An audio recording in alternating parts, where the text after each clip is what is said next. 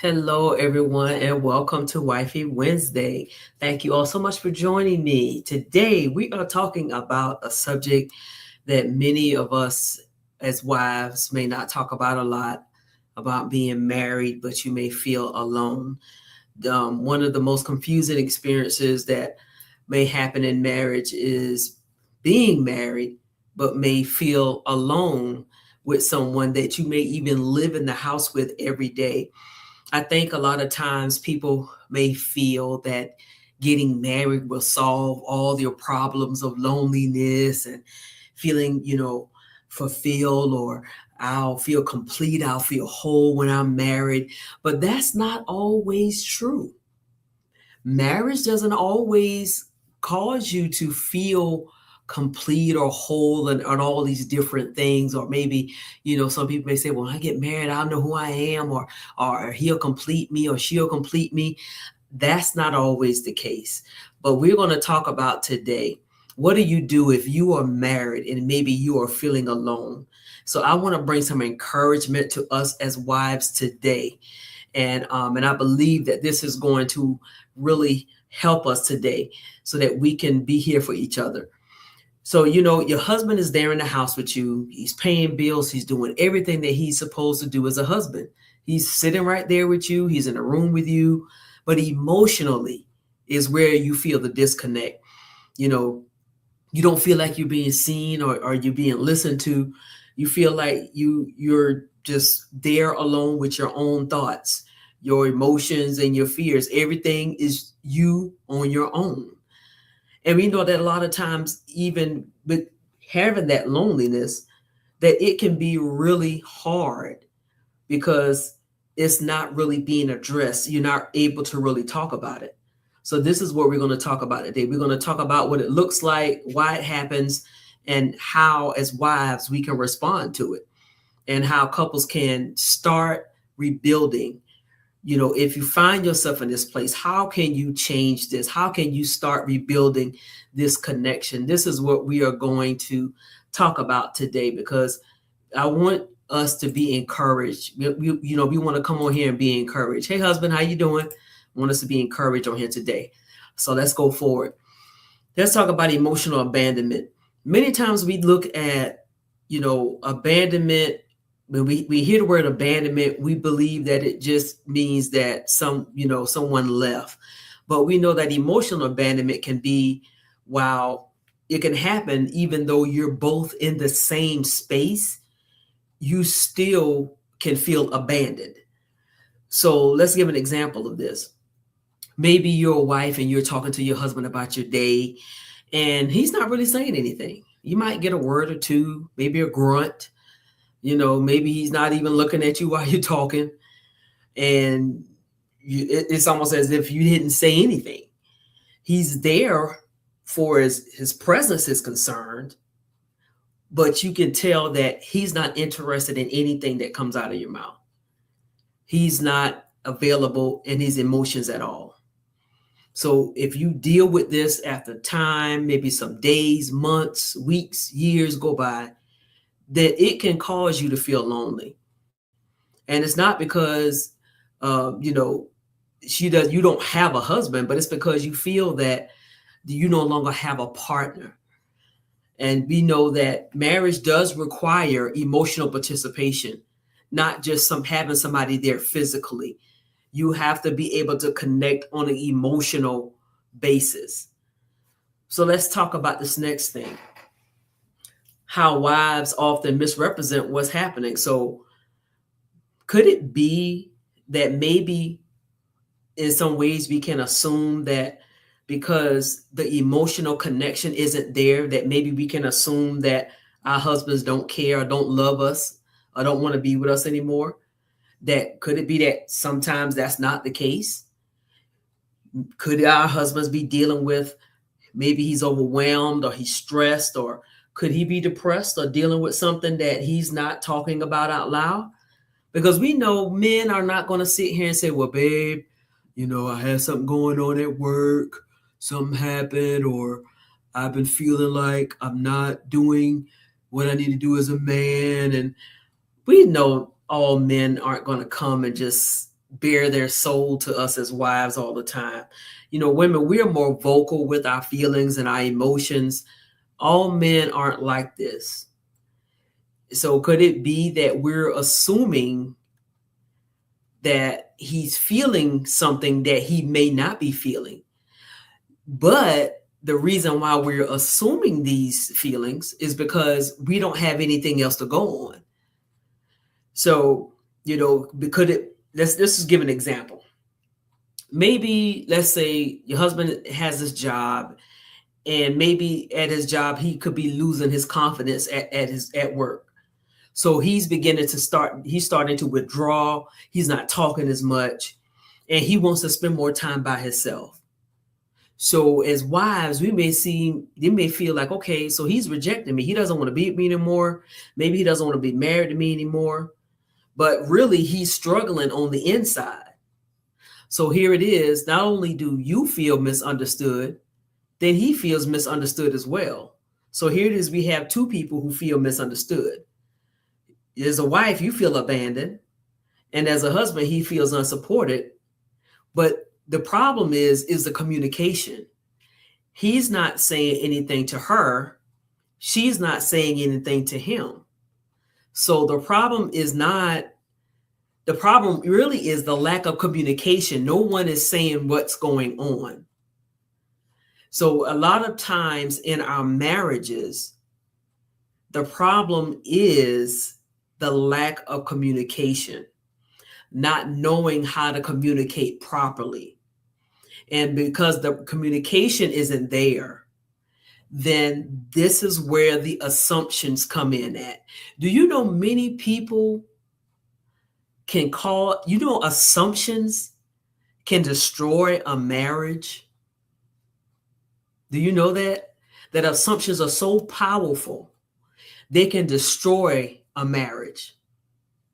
Because when we're to this place to where I don't know if it's fear, I don't know if it's an intimidation, but to where we don't want to express ourselves to our husbands, that we don't want to say what we need to say, or we assume, as I say, that they're feeling some kind of way and we don't say anything, you can run with that and it can become real to you. And it may not be based on truth. It could be based on feelings. So the best thing we can do is to learn how to communicate properly so that we can find out what's going on from each other's point of view. So let's talk about emotional loneliness. Now, loneliness can cause a lot of things to happen, y'all. And we know that when people are hungry, they're looking for food. So that's why when people aren't emotionally connected, and when there's a disconnect there, that's where the danger comes in at. So let's just give an example here. Let's say we have a wife that's kind of talking to a coworker. Nothing going on major at first. Matter of fact, Joe and I was looking at an episode last night. Joe know what we're talking about. Just look at that episode. This person, he was talking to this old friend that came back up. They weren't doing anything, physical. But he started spending more and more time with this person every day. He started looking forward to spending time, and they was talking about old times, laughing. They didn't have anything going on physical at all, but it was the friendship, and it started growing, and they just loved being around each other. So let's say that, she realized that, oh, he listens to me, and he loved to ask me questions, and he notices things about me. And so, the issue isn't about the attraction, but the issue is that the unmet need is being met by this person. And do you know this is how easy it is to have an emotional affair? An emotional affair can start way before a physical affair can start. And let me tell you all, the emotional affair is much more dangerous than a physical one. I will tell you that. It is much more dangerous. Emotional affairs are much more dangerous than a physical affair. because here it is. This person is feeling seen, they're feeling heard, they're feeling understood. And this is what is attracting them to that person. So here is the truth. Loneliness can be real, but another relationship is not going to fix that. And what needs to be taking place in the marriage is the healing. A replacement is not gonna take place of healing. And that episode we watched last night, that person had to really realize that the more time I'm spending with this person, the more talking we're doing, we were coming closer and closer and closer. And so they ended up having to cut that thing off, because though they weren't in the bed together, though they weren't physically, doing anything, the emotional bond was becoming too strong. Let's go to our next point. It can be difficult when the wife feels like she always has to be the strong one. And this does happen a lot, that many wives are noticing that there's a disconnect with the husband. So here it is, she has to carry everything. So she becomes the one that has to always initiate the communication. She has to be the peacemaker, take care of everything else. And it can become overwhelming. So whenever there's a challenging situation or a challenging conversation that needs to happen, the wife has to do it. So everything that needs to happen, if there needs to be an attempt to try to make things right, guess who has to do it? The wife has to do it. Every effort that has to try to make the marriage better comes from the wife. So then after a while, what happens? She's tired of doing that. So now it's not just about her being lonely, but she's just exhausted. And so she's resentful about this. So marriage is not just designed for one person to have to do everything, but it's for two people to be able to carry the weight evenly. So what should a wife do? Well, the first thing we have to do as wives is we have to be honest. It's not about pretending that everything is okay and ignoring that you're lonely. That's not going to fix it. And if we have to talk to our husbands about this, it's important not to come from an accusatory place. Because if we say, well, you never do this, you never do that, you never care about me, that'll start a fight off the rip. It can be best to say something like, I miss feeling like we're connected. I don't feel like we're connected anymore. Because this will invite a conversation instead of pointing accusatory finger at your husband, because you don't want to accuse him of anything, but you want to invite conversation. The next thing we can do is just talk about how you're feeling, not just what he's doing. You want to talk about your feelings. So you can just say, we never talk, not you never talk, excuse me, because you don't want to focus on the behavior. Like I said, you don't want to focus on how you're feeling. So instead of just saying, well, you don't talk to me no more, you don't listen, we don't do this and do that, then you can say, I just don't feel like we're connected anymore. And I feel like I'm by myself. So you're sharing how you feel, and you're not pointing the fingers at his behavior. And of course, what we do is we pray and we ask the Lord to show us something that maybe we're not seeing. Maybe there's something that's going on that we're not seeing, that we could, he can show us how to address that thing. Because maybe our husband could be discouraged or struggling in some kind of way. He could be overwhelmed, and he can give us wisdom on how to address those things. So we know that James 1:5 says that if any of you lack wisdom, let him ask of God. And we have to know that, lastly, that our husbands need conversation too. So we got to be fair with it. That sometimes our husbands feel that they're emotionally abandoned as well.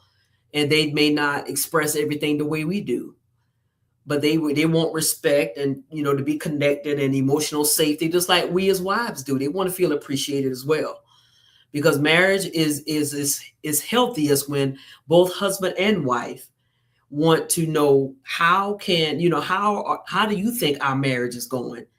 You know, and not all about what are you doing for me or what do I need more of? You want to know how the other person is doing as well.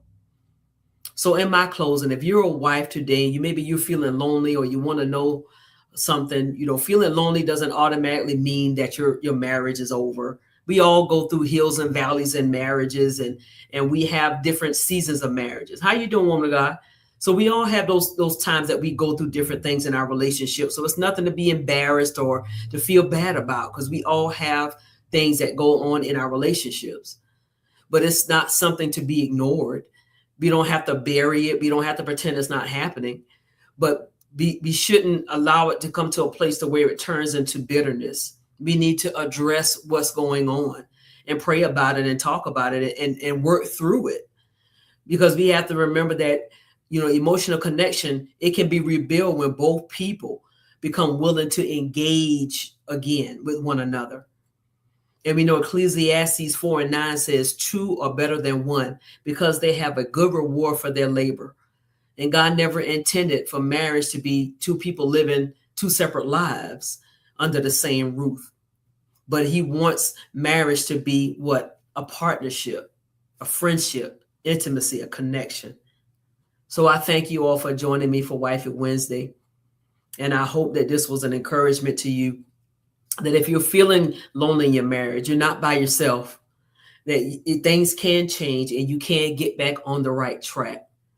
So I hope that you all will join me next time for our next episode. I love you guys. Be sure to connect with us on our YouTube page as well, on our vlog. I'll put that up real quick.